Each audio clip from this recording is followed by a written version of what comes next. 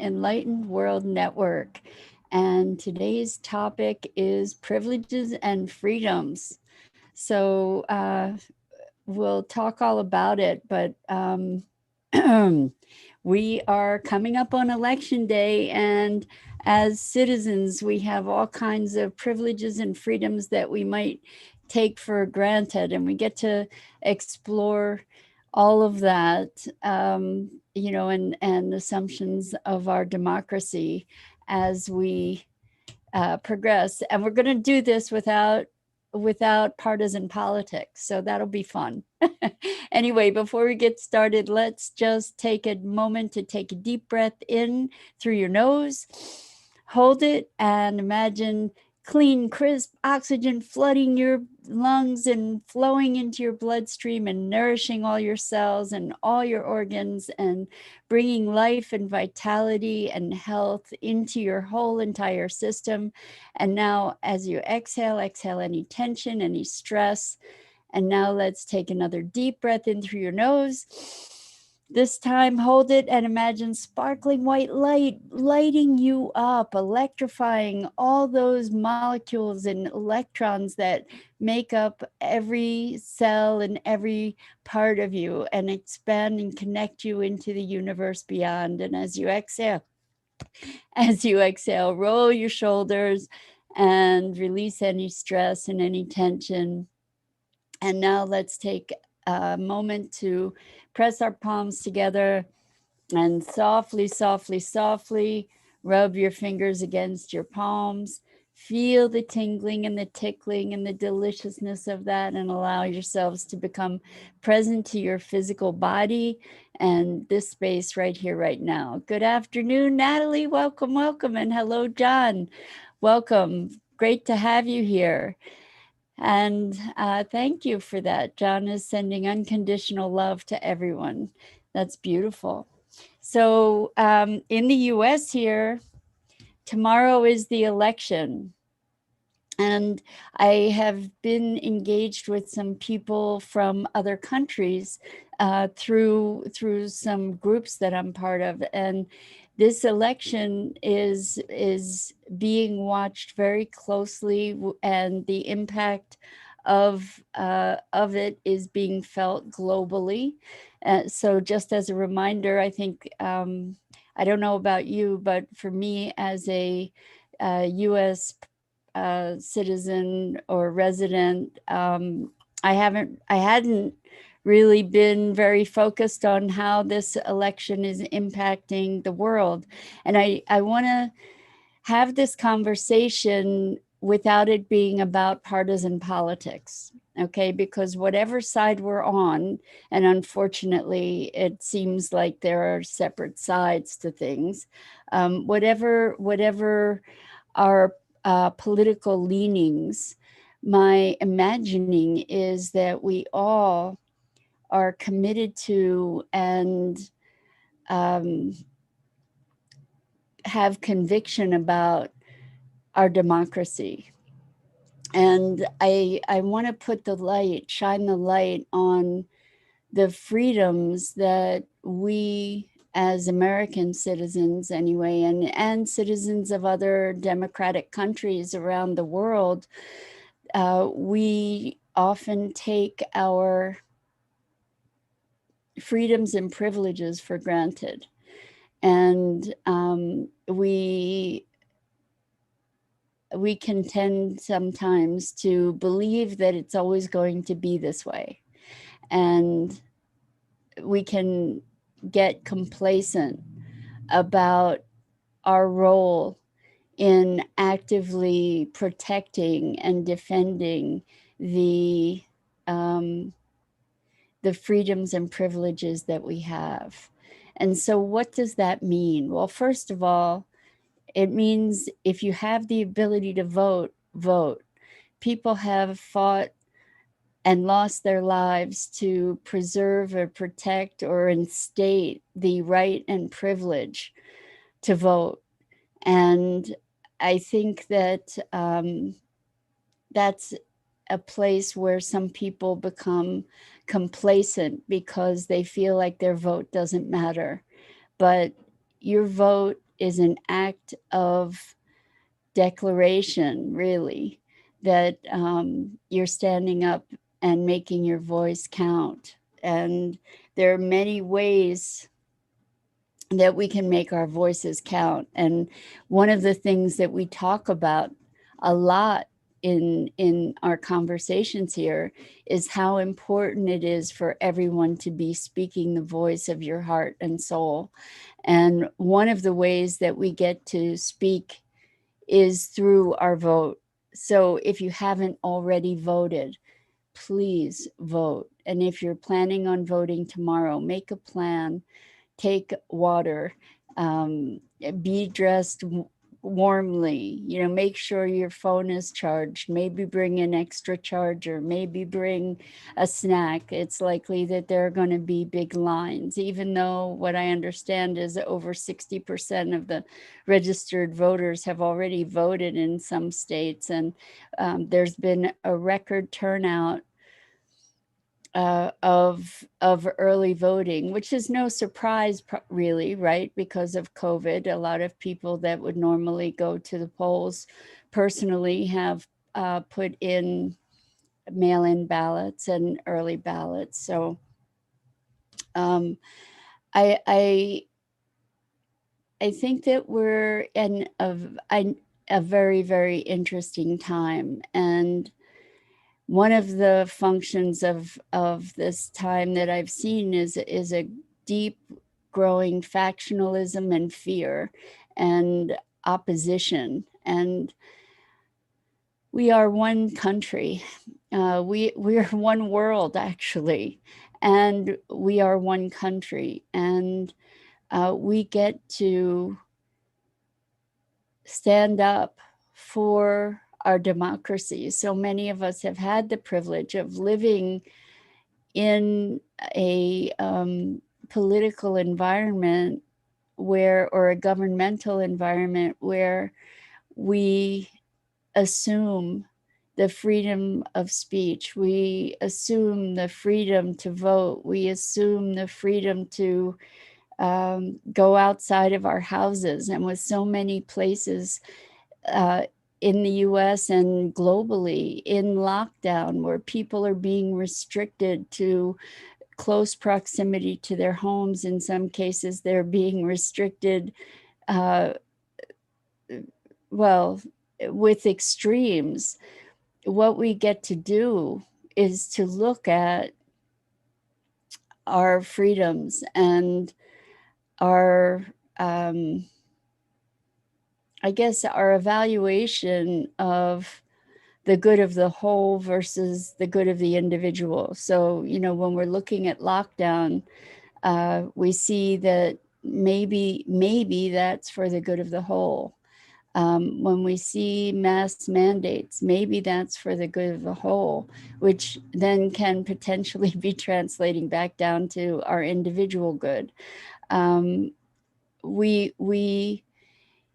It's interesting to me because as I've said, I've been speaking with people in other countries who are facing really severe lockdowns right now. And in this country, we are not, as a general rule. And it's an interesting place to be in terms of assessing where our values are and where our freedoms are and what freedoms we are willing to speak up about. And this transition of power, if it occurs in the US, is something that has been in the news quite a lot, is what is this election going to bring? And there's lots of tremendous anticipation with any election, but with this election more than others. And I've heard it being said that this is the most important election in modern history. And I personally have to admit to having a lot of moments. I'm doing my best to be present, but moments where I've gotten, anxiety has gotten the best of me from moment to moment. And no matter who wins, that the outcome could be very challenging.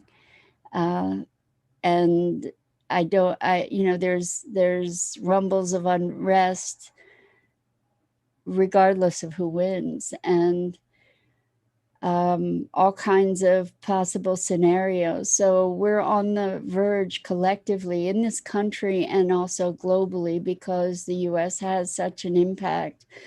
We are on the verge of an important transitional moment, regardless of what the outcome is. It is a transitional moment.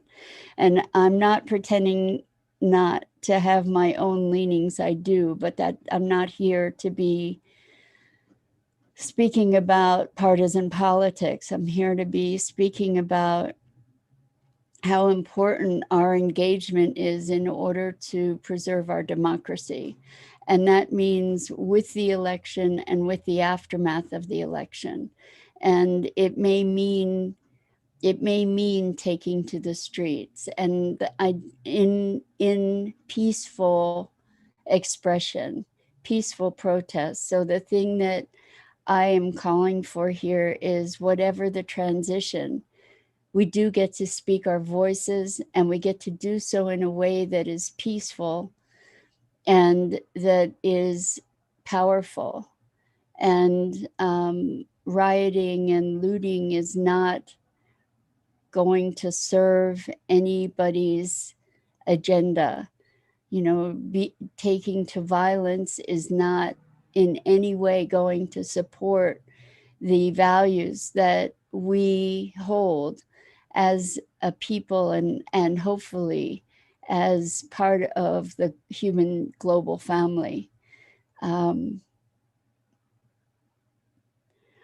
these moments when there is so much anticipation and anxiety and separation, I call us all to find a place in our hearts where we can find peace, where we can find conviction, and find ways to bridge our differences. And Christina, welcome. I'm really glad to have you here today. Christina says, moments of anxiety here as well, taking some self-care precautions and trying to hold space for peace, hoping to roll up my sleeves after the election to bring unity as well, love and light. Yes. So this is the time where light workers are called to rise and called to propagate peace. This is where we get to look into the divisions within ourselves and mend those divisions and find a way to connect human to human, heart to heart, and to find a path forward that is a path of unity and unification and collective strength and possibility. And so first, again, tomorrow's the day. And we realize that it's unlikely that we will have results right after the polls close, because there are millions and millions and millions of votes that have been mailed in or through balloting boxes that need to be counted, that are not being counted until tomorrow. So we get to exercise patience and balance and peace, and to forward that in ourselves, in our hearts and our souls, and to forward that to others. And most importantly, to move forward from a place of principle and peace and connection. and looking at and expressing our highest nature. So I know that tomorrow there will be people that are disappointed at the very least on both sides, either side, and or either party or either candidate, let's say. And this is a call for peace. This is a call for not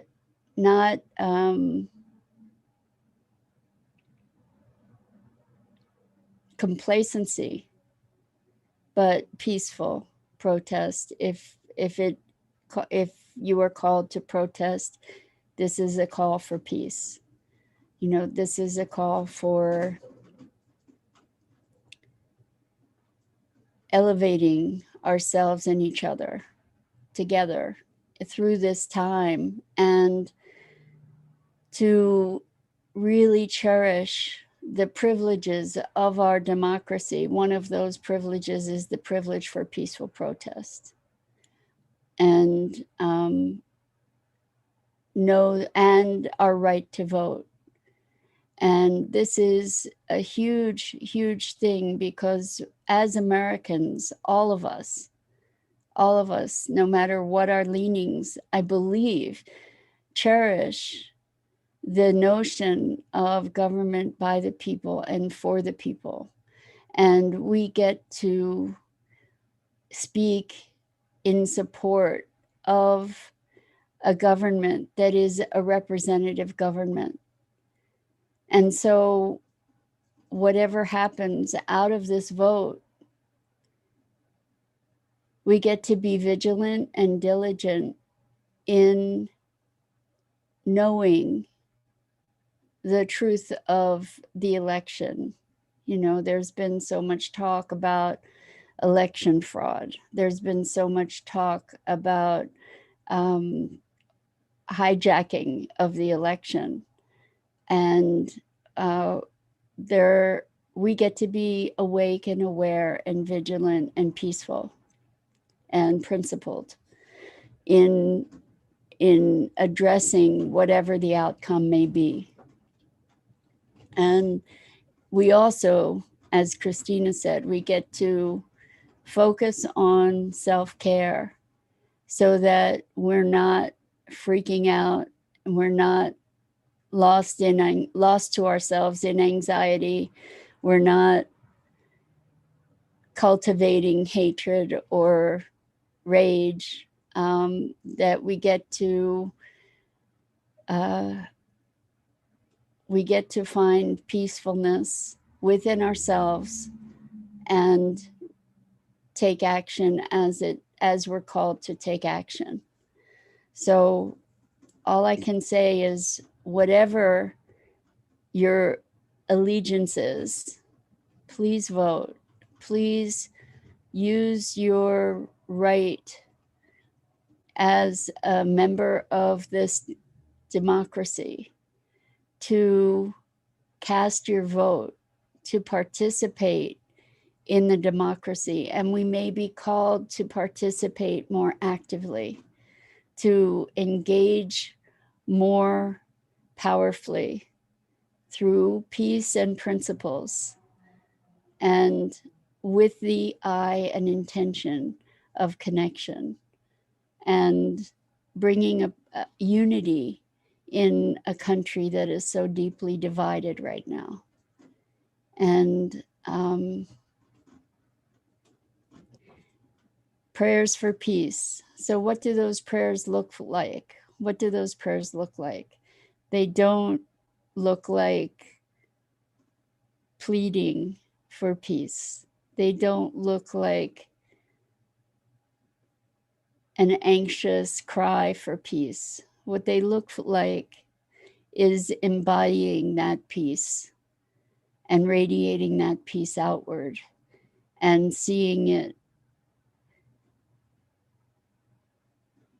blanket the country and comfort the souls of all of the humans that are here, not only in this country, but in the world, that we may move forward into the world that we envision, the world of possibility, the world of unity, the world of connection and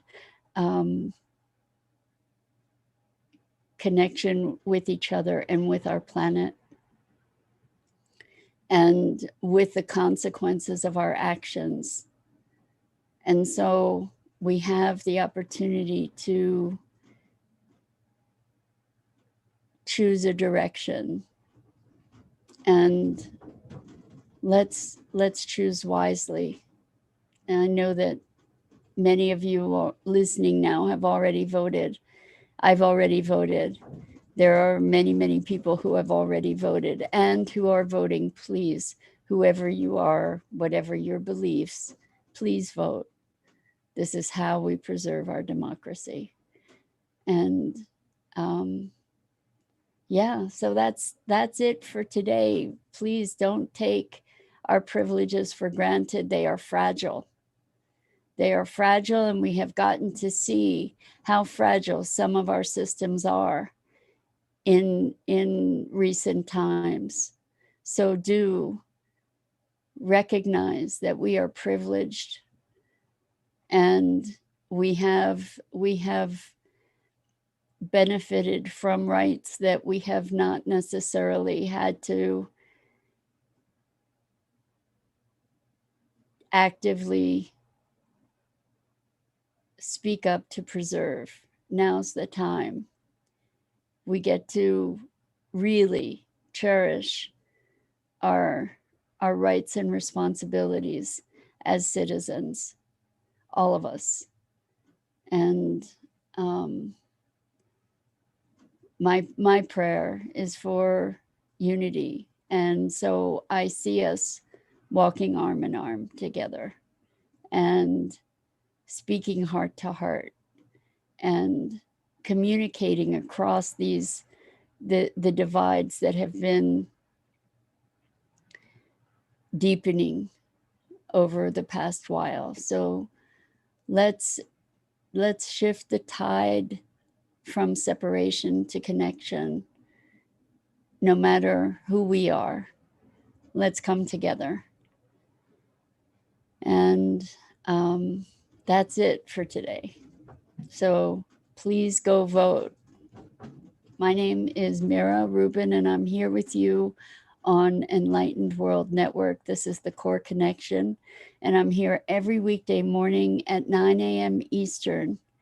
And I invite you to check out the Enlightened World Network Facebook page for the wonderful community of people who are seeking for unity and for connection. And yeah, so please reach out to each other across the divide so that we create a world where we can flourish together. And on that note, until I see you again, and go vote. Lots and lots of love.